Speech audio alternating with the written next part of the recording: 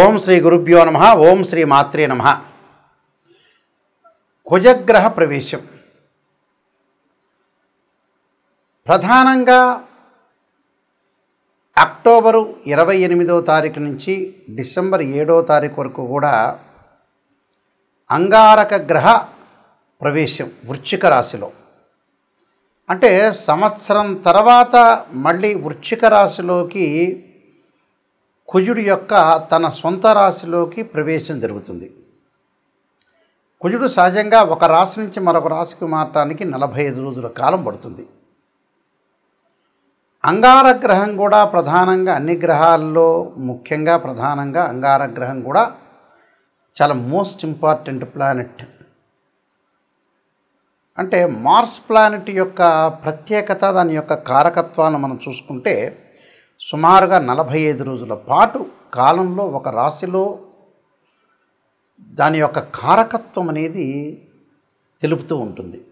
అంటే కుజుడి యొక్క కారకత్వాల్లోకి మనం ముందుగా వెళ్తే సత్వ భూ ప్రాకార రోగ ప్రణవ సాహస శస్త్ర అగ్ని సందర్శనోత్పాటన భాతృక కుజ అంటారు. అంటే అంగారక గ్రహము భూ సంబంధమైన వ్యవహారాలు, కోర్టులు, రియల్ ఎస్టేటు, అన్నదమ్ముల విషయాల్లో, శారీరక బాధలు, కెమికల్ కంపెనీలు, మిషనరీలు, మార్కెటింగు, భూమి, ఇండ్ల నిర్మాణం, న్యాయ వ్యవస్థ, న్యాయవాదులు, రక్షణ శాఖ, మిలిటరీ, రక్షక భటులు, సైన్యము, మేనేజ్మెంటు, భూములు అమ్మడము కొనడము, రియల్ ఎస్టేటు, కన్స్ట్రక్షను, మెడికల్ ల్యాబొరేటరీసు, మేస్త్రీ పనులు, యంత్ర సంబంధమైన విషయాలు, మెకానికల్ ఇంజనీరింగ్, మెకానిక్లు, రోగాలు, శస్త్రచికిత్సలు, అగ్ని భయాలు కలిగేదే. అంటే అగ్ని భయములు ఇలాంటివన్నీ కూడా అంగారకుడు యొక్క కారకత్వాలని జ్యోతిష్ శాస్త్రం చెప్పబడింది. అంటే సత్వ భూ ప్రాకార రోగ ప్రణవ సాహస శస్త్ర అగ్ని సందర్శోత్పాటన భాతృక కుజ అన్నారు. అంటే కుజుడు సహజంగా మనకి ఇవన్నీ కూడా గోచారరీత్యా చెప్పబడే ఫలితాలు. బర్త్ చార్ట్కి గోచారానికి చాలా లాట్ ఆఫ్ డిఫరెన్స్ ఉండాలి, గుర్తుపెట్టుకోవాలి. సహజంగా ఎలా ఉంటుందంటే మృగశిర చిత్త ధనిష్ట నక్షత్రంలో ఎవరైతే జన్మించారో వాళ్ళు కుజమహర దశలో జననం అనేది ప్రారంభమవుతుంది. కుజుడికి వృశ్చిక రాశి, మేషరాశి స్వక్షేత్రాలైతే అలానే నీచస్థానం కర్కాటక రాశి అవుతుంది.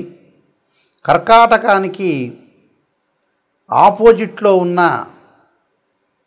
ప్రధానంగా మకర రాశి ఉచ్చక్షేత్రం అంటారు. కర్కాటకం, సింహం, కన్య, తుల, వృశ్చికం, ధనస్సు, మకరం. మకరంలో ఉచ్చ ఉంటే దానికి సప్తమ స్థానం, కర్కాటకం నీచస్థానం అవుతుంది. అంటే భూ సంబంధ వ్యవహారాలు కానీ, కోర్టులు కానీ, రియల్ ఎస్టేట్ కానీ, కన్స్ట్రక్షన్ కానీ, ఇవన్నీ కూడా సైన్యము, మేనేజ్మెంట్, ఇవన్నీ కూడా తెలిపేది కుజుడు. అంగారకుడి యొక్క అనుకూలత కూడా ఉండాలి మనకి. ఇవన్నీ కూడా గోచారరీత్యా చెప్పబడే ఫలితాలు అంటారు. ఎప్పుడైనా గుర్తుపెట్టుకోవాలి మీరు. జన్మజాతకాన్ని అనుసరించేవి కావు. 50% మన చేతుల్లోనే ఉంటుంది.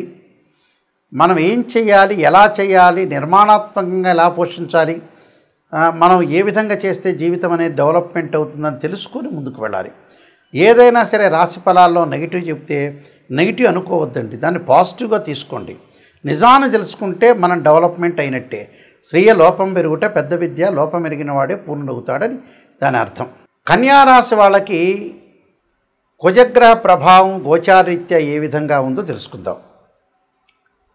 కన్యారాశి వాళ్ళకి తృతీయాధిపతి, అష్టమాధిపతి అయిన కుజుడు తృతీయ స్థానంలో ఉండటం వల్ల కోర్టు వ్యవహారాల యందు అనుకూలంగా ఉంటుంది.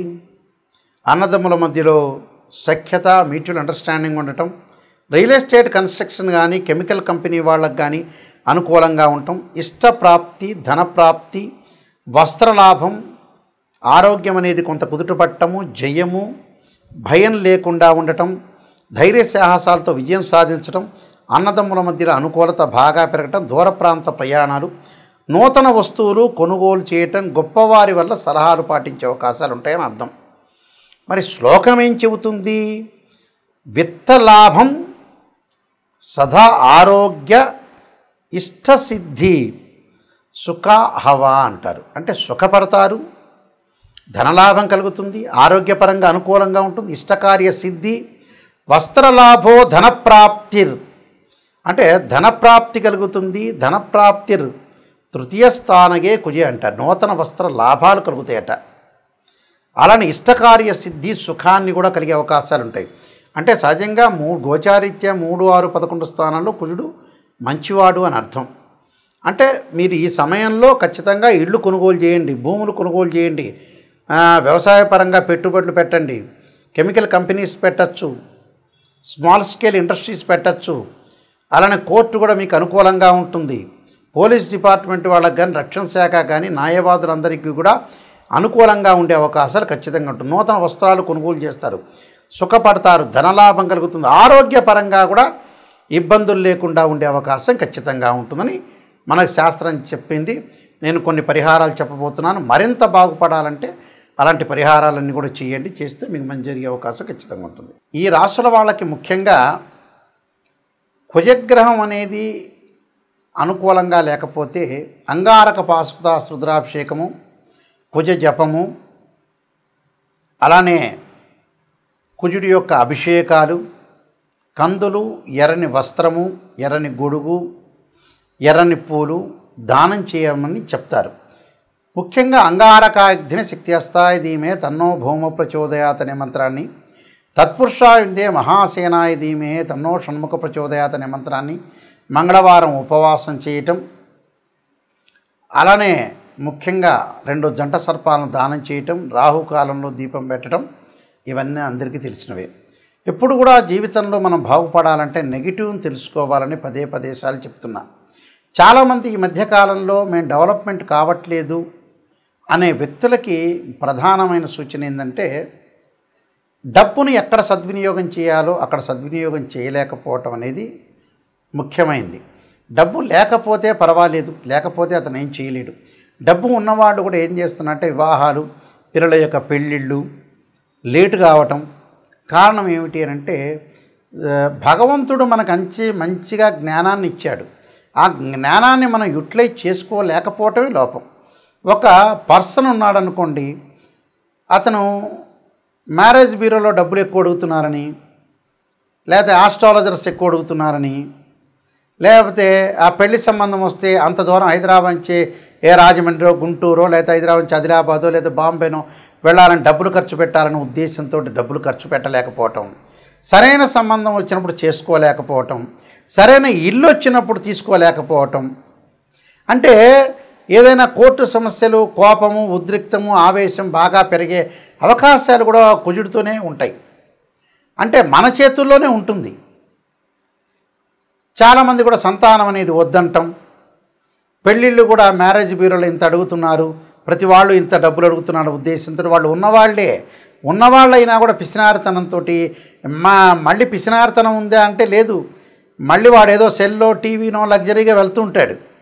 అసలు విషయానికి డబ్బులు ఖర్చు పెట్టడం అనేది నేర్చుకోండి.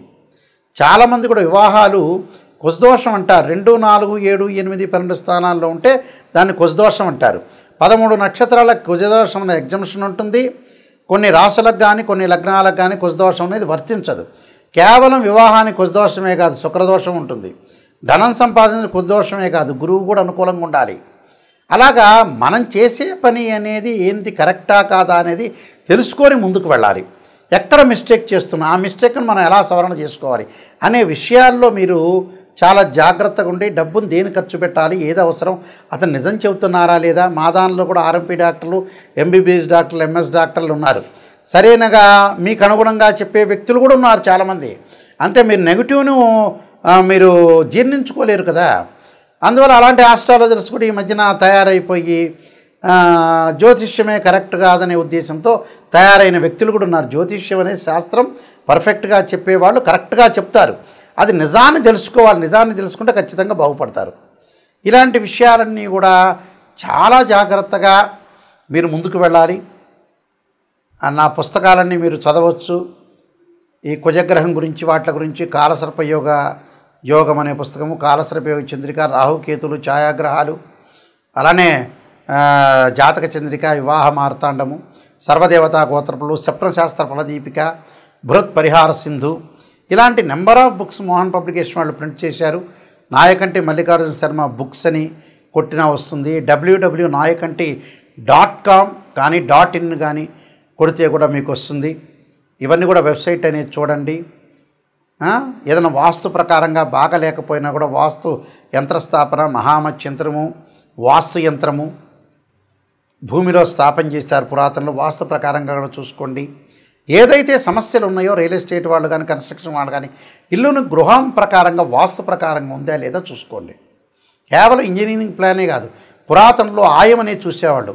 అంటే ఆయం అంటే ఏంటంటే ధ్వజాయమని, సింహాయనమని, గజాయమని, కరాయని ఆయాలు కూడా ఉన్నాయి. ఆయాన్ని బట్టే మనం ఏదైతే పొడవు వెడల్పును లెంత్ను లెక్క వేస్తే మనకి ఏ ఆయం వచ్చింది, ఆ ఇంట్లో ఉంటే ధనం ఎంత, రుణం ఎంత, నక్షత్రం ఏంటి, ఆ ఇల్లు ఎన్ని సంవత్సరాలు ఉండగలుగుతుంది, ఇలాంటివన్నీ కూడా మీరు చూడండి. జ్యోతిష్ శాస్త్రం వాస్తు ప్రకారంగా ఎంతో డెప్త్గా వెళితే అన్ని విషయాలు రాశారని కూడా బయటకు వస్తాయి. ఖచ్చితంగా మా వెబ్సైట్ చూడండి, www.nayakanti.com ఆర్ nayakanti.in చూడండి. మీరు అన్నీ తెలుసుకోండి. ప్రతిదీ కూడా నా కాంటాక్ట్ నెంబర్ ఉంటుంది. ఆ కాంటాక్ట్ నెంబర్కి మీరు కాల్ చేయండి. ఖచ్చితంగా మీకు అన్ని విషయాలన్నీ కూడా క్లియర్గా నేను చెప్పేటప్పుడు కూడా మీరు వాయిస్ రికార్డింగ్ పెట్టుకోవచ్చు. జాతకం నేను చెప్పేటప్పుడు అందరూ కూడా must and should voice recording పెట్టుకోండి. నిజాలు తెలుసుకోండి, మీరు ముందుకు వెళ్ళండి. అబద్ధపు ముసుగులో ఉండొద్దండి. మీరందరికీ కూడా సుబ్రహ్మణ్య స్వామి యొక్క అంగారకుడి యొక్క అనుగ్రహం ఉండాలని ఆశిస్తూ సర్వే జనా సుఖినో భవంతు.